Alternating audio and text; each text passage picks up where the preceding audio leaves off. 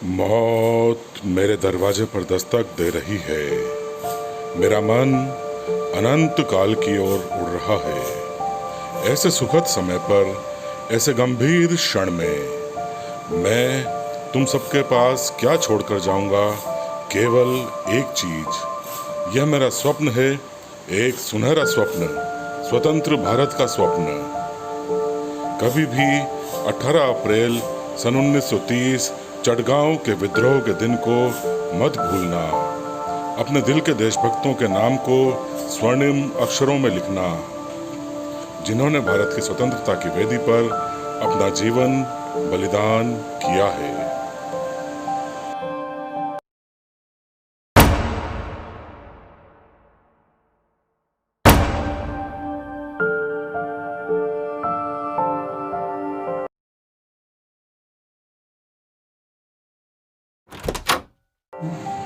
वंदे मातरम। जय मातृभूमि, जय क्रांतिकारी साथियों। आज 5 सितंबर शिक्षक दिवस है, तो क्यों ना फांसीवाद की इस कड़ी को भी एक शिक्षक क्रांतिकारी को समर्पित किया जाए। सन 1962 से ही शिक्षक दिवस मनाया जा रहा है, लेकिन मेरा दावा है इन 58 शिक्षक दिवसों में आज तक भी किसी ने उस शिक्षक को याद नहीं किया होगा जिसकी फांसी का जिक्र मैं आपसे करने जा रहा हूं। शिक्षक यानी अध्यापक, जिन्हें सामान्य बोलचाल में मास्टर कहा जाता है। हमारे यह क्रांतिकारी भी संपूर्ण क्रांतिकारी जगत में मास्टर दा के नाम से प्रसिद्ध थे। मास्टर दा यानी मास्टर सूरजा सेन, चटगांव शस्त्रागार छापे के नायक, असंख्य असंख्य क्रांतिकारियों के नायक मास्टर दा सूरजा सेन। मैं दावा कर सकता हूं कि शिक्षक होने के नाते ही हमारा यह क्रांतिकारी आजादी की कीमत को अच्छे से पहचानता था। यही कारण था कि यही क्रांतिकारी सक्षम था आजादी की कीमत अदा करने में, क्योंकि यह आजादी के मूल्यों को पहचानता था। मेरा दावा है आजादी की जो कीमत हमारे क्रांतिकारी अदा करके गए, आज के इस दौर का बड़े से बड़ा करोड़पति, अरबपति भी अपनी संपूर्ण मिल्कियत को देकर भी वो कीमत नहीं चुका सकता है। आजादी की जो कीमत हमारे सूर्य सेन एवं इन जैसे क्रांतिकारियों ने चुकाई, वर्तमान सत्ता के शीर्षस्थ पर आसीन कोई भी सत्तासीन व्यक्ति आजादी की उस कीमत को नहीं चुका सकता है जो हमारे इन क्रांतिकारियों ने चुकाई है। आजादी की कीमत कैसे चुकाई जाती है, मैं आपको फांसी पूर्व सारा वृत्तांत बताने जा रहा हूं मास्टर सूर्य सेन का। वैसे तो किश्तों में ये आजादी की कीमत मास्टर दा द्वारा कई बार चुका दी गई। कई बार बंगाल के क्रांतिकारियों को प्रशिक्षित कर कर, कई बार उनको क्रांति के लिए तैयार कर कर, तो एक बड़ी कीमत उन्होंने चटगांव शस्त्रागार छापे के दौरान मातृभूमि को आजादी की कीमत चुकाई। लेकिन शायद फांसी के इन अंतिम दिनों में आजादी की कीमत की वह अंतिम किस्त चुकाना बाकी थी, जो मास्टर दा ने अपनी फांसी से आधे घंटे पहले चुकाई। मास्टर दा की फांसी से पूर्व जो आधे घंटे का वृत्तांत मैं आप सबसे साझा करने वाला हूं, यदि उस वृत्तांत को सुनकर आपकी आंखों में आंसू नहीं आते हैं, यदि इस वृत्तांत को सुनकर आप भाव विभोर नहीं होते हैं, तो आप यह समझ लीजिएगा कि यह वक्ता जो आज आपके सामने सारा वृत्तांत लेकर आया है, वह एक अपरिपक्व वक्ता है। उसमें भावनाओं के संप्रेषण करने की इतनी योग्यता नहीं है कि वह ईमानदारी से आपको मास्टर सूर्य सेन के फांसी के अंतिम लम्हों को साझा कर पाए। एक अयोग्य वक्ता एक छोटा सा प्रयास करने जा रहा है उस सागर भर दर्द को नापने का, उस आकाश भर देशभक्ति को नापने का। मेदिनीपुर जेल, 12 जनवरी सन 1934 की रात, अचानक मास्टर दा सूर्य सेन की सलाखों का गेट खुलता है। 5-6 गोरे ब्रिटिश अधिकारी मास्टर दा सूर्य सेन की कोठरी में प्रवेश करते हैं। सिंह की भांति मास्टर दा उन सभी को निहारते हैं। उनमें से किसी एक गोरे के हाथ में हथौड़ा होता है। आने वाले अनिष्ट की आशंका के साथ मास्टर सूर्यसेन अपने संपूर्ण जिस्म में ऊर्जा भरने के उद्देश्य से एक बार जोरदार वंदे मातरम का उद्घोष करते हैं। यह उद्घोष सुनते ही गोरे तिलमिला जाते हैं एवं मास्टर दा से कहते हैं, सूर्यसेन, तुम अब भी अपनी भारत माता की वंदना करना बंद कर दो तो तुम्हारे ऊपर कोई भी यातना नहीं की जाएगी। मास्टर दा के मुंह से निकलता है, वंदे मातरम। मास्टर दा के हाथों को कस के पकड़ लिया जाता है, उनके नाखूनों को नोचने का प्रयास किया जाता है। मास्टर दा से बार बार कहा जाता है, वंदे मातरम कहना बंद कर दो, तुम्हारी यातनाएं यहीं समाप्त कर दी जाएंगी। मास्टर दा के मुंह से फिर निकलता है, वंदे मातरम। एक एक करके मास्टर दा के संपूर्ण नाखून नोच लिए जाते हैं। खूना खून नाखूनों के साथ मास्टर दा उसी उद्घोष और उसी जोश भरी ध्वनि के साथ कहते हैं, भारत माता की जय, वंदे मातरम। गोरे और ज्यादा तिलमिला उठते हैं। ये मुख, शायद यही मुख है जो बार बार हमें लज्जित कर रहा है, जो बार बार हमें चुनौती देता है कि यह क्रांतिकारी, इसको कितनी ही यातनाएं दिली जाए, ये भारत माता की जय और वंदे मातरम कहना बंद नहीं करेगा। हथौड़ा उठाया जाता है एवं इसी मुख पर प्रहार किया जाता है एवं मास्टर दा के दांतों में तब तक हथौड़ों से प्रहार किया जाता है तब तक मास्टर दा का एक एक दांत टूटकर नहीं गिर जाता। अब शायद गोरे आश्वस्त हैं कि इस मुखमंडल से भारत माता की जय और वंदे मातरम नहीं निकलेगा।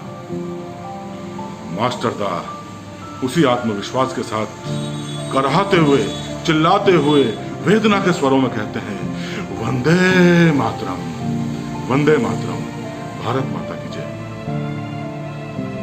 दुष्ट अंग्रेज इन चट्टानी मंसूबों को तोड़ने का शायद प्रण कर चुके हैं, लेकिन मास्टर सूर्यसेन भी चट्टान की भांति अड़िग, भारत माता का सच्चा सपूत, एक सच्चा सिपाही अंतिम क्षणों तक भी हार मानने के लिए तैयार नहीं है। अंततः हथौड़े के साथ मास्टर दास सूर्यसेन की एक एक जोड़ को, चाहे वो कोहनी का जोड़ हो, चाहे वो घुटनों का जोड़ हो, चाहे कंधे के जोड़ हो, चाहे उंगलियों के जोड़ हो, हथौड़ी से एक एक जोड़ को तोड़ दिया जाता है। निढाल, बेबस, लाचार मातृभूमि का यह सपूत, लेकिन देशभक्ति का ज्वार मुख से निकल पड़ता है, वंदे मातरम, भारत माता की जय। अंततः गोरे हार मान लेते हैं। फांसी का समय नजदीक आने को होता है। इस मांस का पुलिंदा बन चुके मास्टर सूर्यसेन को दो आदमी उठाते हैं। कंधों पर मास्टर सूर्यसेन के हाथ रगड़ते हुए कोठरी से बाहर निकाला जाता है। सूर्यसेन का फांसी के तख्ते तक ले जाने का प्रयास। मास्टर दास सूर्यसेन बिल्कुल निढाल, अचेत अवस्था में, शायद अंतर चेतना के किसी अक्ष में भारत माता एवं वंदे मातरम की प्रतिध्वनि अभी भी विद्यमान है। मास्टर दास सूर्यसेन फांसी की उस अंतिम राह पर रवाना होते हैं। निढाल, बेहोश, पांव धरती मां से रगड़ खाते हुए एक एक कदम फांसी के फंदे की तरफ आगे बढ़ता है। क्रांतिकारियों ने सोचा था कि जब मास्टर दास सूर्यसेन फांसी के लिए जाएंगे तो मास्टर दास सूर्यसेन अमर रहे, मास्टर दास सूर्यसेन अमर रहे के क्रांतिगान, क्रांति जयघोष मुख से निकलेंगे। लेकिन अनायास इतना करुण दृश्य देखकर सबके मुख से आहा निकल उठती है, मास्टर दा, मास्टर दा, मास्टर दा। हर एक क्रांतिकारी मास्टर दा को छूने का प्रयास करता है। मास्टर दा बेबस, निढाल, एक एक कदम फांसी के फंदे की तरफ रगड़ खाता हुआ मातृभूमि से, मानो आज मातृभूमि का कण कण भी देवत्व की चरम को प्राप्त कर चुके इस क्रांतिकारी के चरणों की वंदना कर रहा हो। धरती से रगड़ते हुए मास्टर दा के कदम, एक एक कदम सैनिक जो मास्टर दा को घसीटते हुए ले जा रहे हैं, फांसी के फंदे की तरफ बढ़ते हैं। फांसी के फंदे पर मास्टर दा को ले जाकर खड़ा कर दिया जाता है। मास्टर दा आंखें खुली हुई, शून्य में दृष्टि। दो तीन सिपाही और आते हैं, मास्टर दा को पकड़ते हैं। मास्टर दा के मुख पर काला कपड़ा बांधने का प्रयास किया जाता है, लेकिन हमारा ये क्रांतिवीर अभी तक भी जान है, अभी तक भी जज्बा है, गर्दन को झटक देता है। गोरे समझ जाते हैं, काला कपड़ा बांधकर हमारा ये क्रांतिकारी, काला कपड़ा बांधकर यह क्रांतिकारी फांसी नहीं लेगा। अंततः बिना काले कपड़े के ही फांसी का फंदा गले में डाल दिया जाता है। ताड़केश्वर दस्तीदार, एक और क्रांतिकारी, एक और बगल में फांसी का फंदा, जो लटका हुआ है। हमारा ये एक और क्रांतिकारी अपने चट्टानी मंसूबों को लेकर मास्टरदा के सम्मुख खड़ा है, मास्टरदा की ओर निहारता है और करुण क्रंदन में कहता है, मास्टरदा पथराई आंखों से अपने क्रांतिकारी साथी को देखते हैं, मानो उसे दिलासा दे रहे हों कि अब आजादी निश्चित है। फांसी के तख्ते पर खड़ा हमारा यह अमर क्रांतिकारी, रात्रि का अंधेरा, आकाश में चमकता हुआ चंद्रमा, शून्य में दृष्टि करते हुए मास्टरदा सूर्यसेन विधाता से कहते हैं, हे ईश्वर, आजादी की जो कीमत तूने मुझे बताई थी, उस आजादी की अंतिम किस्त आज इस फांसी के फंदे पर खड़ा होकर मैं चुकाने जा रहा हूं। हे विधाता, हे ईश्वर, अब तो मेरी मातृभूमि को गुलामी की जंजीरों से मुक्त करो। हे ईश्वर, अब तो मेरी मातृभूमि को गुलामी की जंजीरों से मुक्त करो। मसूड़ों से रिश्ता खून संपूर्ण मुखमंडल पर एक रक्तिम जमाव के साथ ऐसा प्रतीत होता है शोणित की एक ऐसी गुफा बन चुकी है जो अभिनंदन करने के लिए तैयार है हमारी मातृभूमि के इस सच्चे सपूत के मुख से निकले उन अंतिम शब्दों का। मास्टरदा सूर्यसेन दबी हुई आवाज में, डबडबाई आवाज में धीरे से ध्वनि निकालते हैं, वंदे मातरम, भारत माता की जय। अचानक संपूर्ण वातावरण को चीरती हुई एक गूंज सुनाई देती है, वंदे मातरम, भारत माता की जय। लेकिन ये गूंज मास्टरदा सूर्यसेन के मुख से नहीं, बगल में खड़े क्रांतिकारी दस्तीकार के मुख से निकलती है। दस्तीकार स्वयं फांसी के फंदे को यूं हाथ में उठाता है जैसे आज की पीढ़ी का नौजवान किसी महंगी ब्रांडेड गाड़ी का स्टीयरिंग हाथ में उठाता हो। ऐसा प्रतीत होता है यह फांसी का फंदा वह स्टीयरिंग है जो हिंदुस्तान को सुदूर गुलामी से दूर आजाद हवा में ले जाने वाला है, एवं इस वाहन का चालक है हमारा यह क्रांतिकारी जो फांसी के स्टीयरिंग को अपने हाथ में पकड़े हुए है। भारत माता की जय, वंदे मातरम। अचानक खटके की आवाज आती है, खट, और हमारे ये दोनों क्रांतिकारी हवा में फांसी के फंदे पर झूमते हुए दिखाई देते हैं। मातृभूमि के चरणों में अपना सर्वस्व न्यौछावर कर कर हमारे यह क्रांतिकारी आजादी की अंतिम किस्त अदा कर चुके होते हैं। मास्टरदा सूर्यसेन का मुखमंडल, खुली हुई आंखें, खुला हुआ मुख, ऐसा प्रतीत होता है मानो वंदे मातरम एक आभासी रूप में शक्तिपीठ बनकर स्थायी रूप से इस मुखमंडल पर बस गया हो।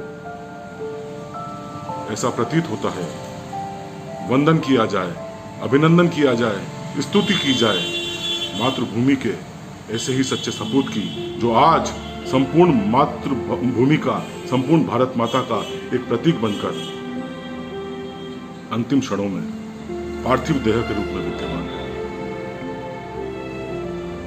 नमन करता हूं क्रांति के एक ऐसे ही जज्बे को जिनका नाम होता है मास्टरदा सूर्यसेन। नमन करता हूं क्रांति के एक ऐसे ही जज्बे को जिसका नाम होता है तारकेश्वर दस्तीदार। मातृभूमि सेवा संस्था एक बार पुनः शिक्षक दिवस के अवसर पर ऐसे वीर शिक्षक की फांसी को नमन करती है। जय मातृभूमि, जय क्रांतिकारी, वंदे मातरम, जय भारत, जय हिंद।